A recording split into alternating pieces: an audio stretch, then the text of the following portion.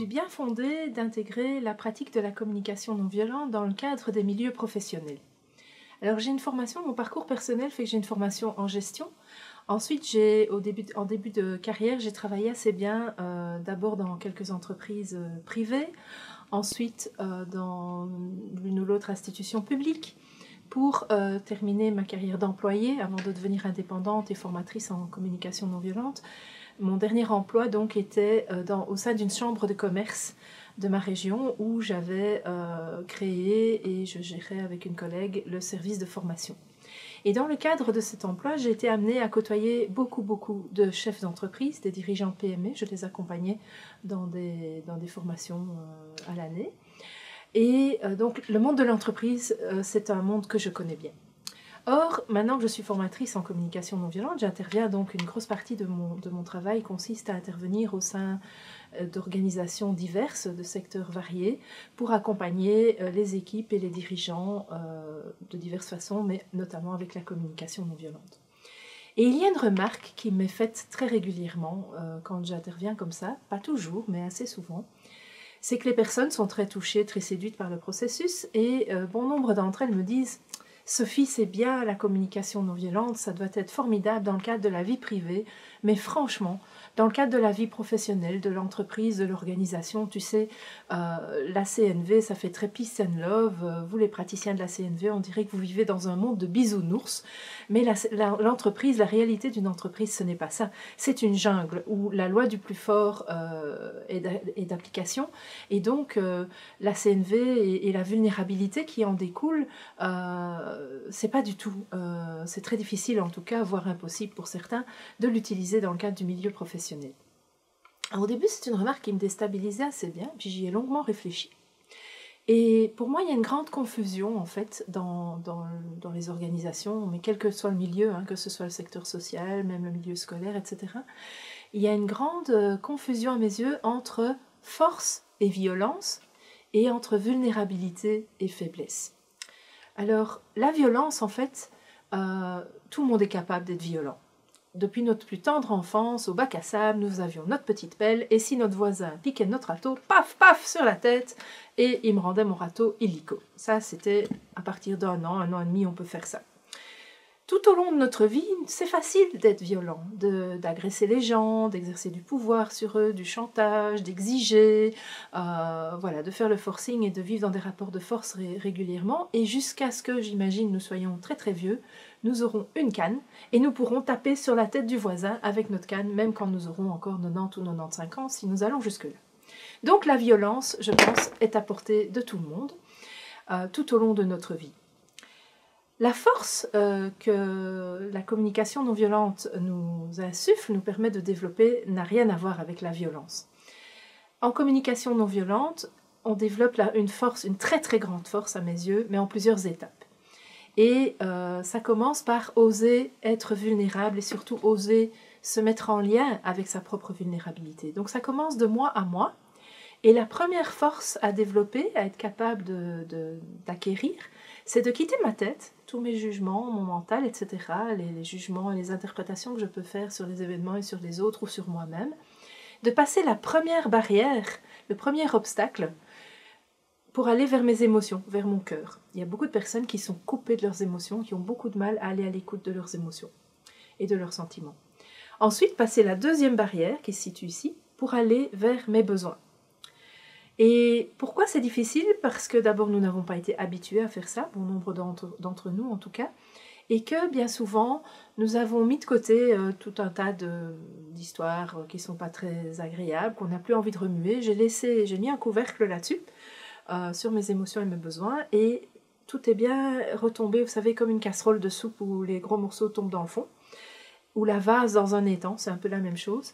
Et c'est d'apparence très paisible en fait. Donc avoir la force de soulever le couvercle pour aller remuer ce fond de casserole, ben c'est pas nécessairement ni agréable, ni confortable, ni rassurant.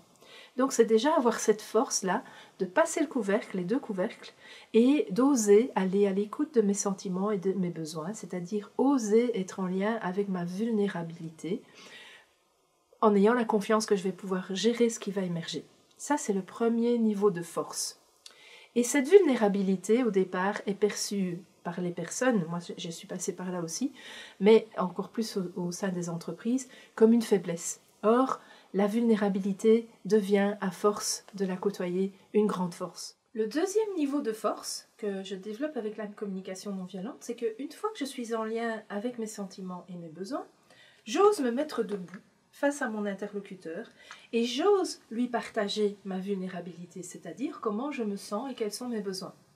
Alors ça demande encore plus de force. C'est pas nécessairement évident d'oser dire à l'autre, par exemple, que je suis déçue parce que j'avais besoin de confiance, ou que je suis très contrariée parce que j'ai besoin de respect, de considération, ou que je suis inquiète parce que j'ai besoin de sécurité. Tout ça, en particulier dans le monde de l'entreprise, où moi j'entends souvent aussi les émotions, on les laisse de côté, il faut rester professionnel, entre guillemets. Donc, qu'est-ce qui vous fait penser que les émotions n'ont pas de place dans le monde de l'entreprise? Donc, c'est un autre niveau de force, c'est d'oser partager ma vulnérabilité à mon interlocuteur. Troisième niveau de force, c'est quelle que soit la réaction de mon interlocuteur, rester bien planté sur mes deux pieds, bien ancré, aligné avec ce qui est important pour moi, quelle que soit sa réaction. Est-ce qu'il va se fâcher? Est-ce qu'il va pleurer? Est-ce qu'il va être blessé, touché? Est-ce qu'il va devenir violent? Est-ce qu'au contraire il va se fermer? Peut-être il va mettre fin à la relation? Bien souvent j'ai peur de la réaction de mon interlocuteur et ça me demande beaucoup de force pour rester debout face à lui et surtout de rester en lien avec ce qui est bon et juste pour moi ici et maintenant et de maintenir la limite.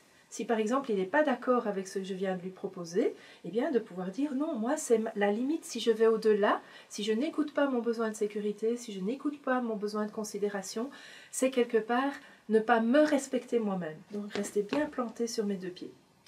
Tout ça en plus, en ayant ce quatrième niveau de force, c'est de rester dans l'ouverture et la bienveillance par rapport à cet interlocuteur, c'est-à-dire de rester capable d'être à l'écoute de ses propres besoins et de ses propres sentiments, plutôt que de me fermer ou de partir dans, voilà, je sais pas, dans une réaction plutôt agressive ou de fermeture, c'est de rester dans l'ouverture, la bienveillance et la compréhension.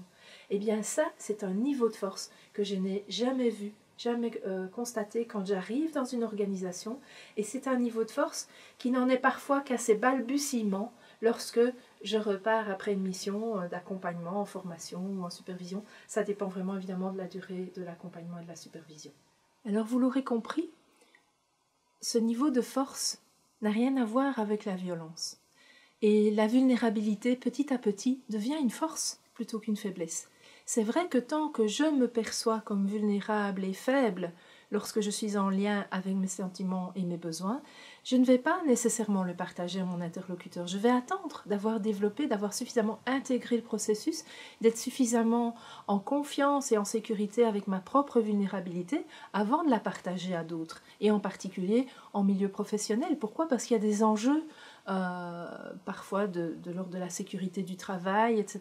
Et puis que c'est un milieu où la plupart du temps, c'est moins bienvenu de parler de ses émotions et de ses besoins. Une autre chose qu'on me dit souvent en milieu professionnel, c'est qu'on n'a pas le temps. Alors là, c'est récurrent, que ce soit dans l'entreprise, dans les écoles, dans les organisations, dans les institutions publiques, mais on n'a pas le temps. C'est la course à la rentabilité, c'est la course au gain de temps, etc. Et pour moi, il y a là aussi une mauvaise compréhension, ou peut-être presque une erreur tactique. Pour moi, pratiquer la communication non violente et prendre ce temps de s'écouter mutuellement, prendre ce temps de mettre de l'humanité, de la bienveillance, de veiller à être dans les relations où on est dans la puissance avec l'autre et non pas dans le pouvoir sur l'autre, c'est investir du temps en amont dans la relation pour en gagner beaucoup, beaucoup plus tard.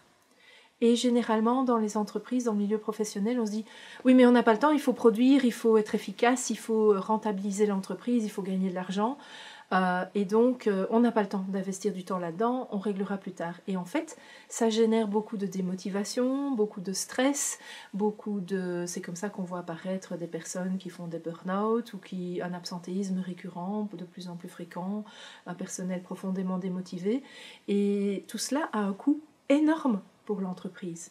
Donc à mes yeux, c'est un mauvais calcul si on investissait du temps en amont dans les relations on en gagnerait beaucoup plus tard, et qui dit gagner du temps plus tard, dit aussi gagner de l'argent, puisque dans le monde de l'entreprise, bah oui, c'est logique qu'on est là quand même pour rentabiliser la structure et la rendre pérenne. Mais investir du temps dans les relations, c'est aussi investir dans le développement durable des relations, c'est investir dans la motivation et le bien-être du personnel, et pour moi c'est un bénéfice immense pour l'entreprise. Voilà, j'espère que cette petite vidéo vous aura aidé soit à comprendre vous-même en quoi l'entreprise, la pratique de la CNV n'est pas proche des bisounours. J'en ai pas parlé, mais en fait pour moi un bisounours, c'est les bisounours, hein, ils sont mielleux, collants, ils se font des bisous tout le temps, ils sont d'accord avec tout, ils n'ont qu'une envie, c'est faire plaisir. En communication non violente, ce n'est pas ça. Je vais chercher à contribuer, à enrichir la vie de l'autre, à condition que ce soit aussi au service de mon bien-être à moi. C'est l'un et l'autre. On n'est plus dans le système binaire de l'un ou l'autre, blanc ou noir, mais on est dans le « et » à la place du « ou ». C'est l'autre et moi, c'est moi et l'autre. On cherche des solutions win-win, on cherche des solutions qui soient respectueuses des besoins de chacun.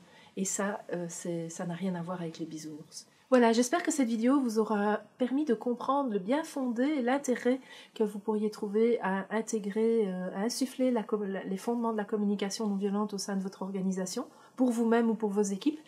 Et peut-être qu'elle pourra également vous aider à pouvoir expliquer ou répondre aux personnes que vous rencontrez comme moi et qui vous disent « Oh, mais la CNV c'est bien beau, mais c'est peace and love et c'est un monde de bisounours. » Donc voilà, vous aurez peut-être des pistes maintenant pour répondre à ça. Je vous souhaite une belle journée. À bientôt pour une autre vidéo.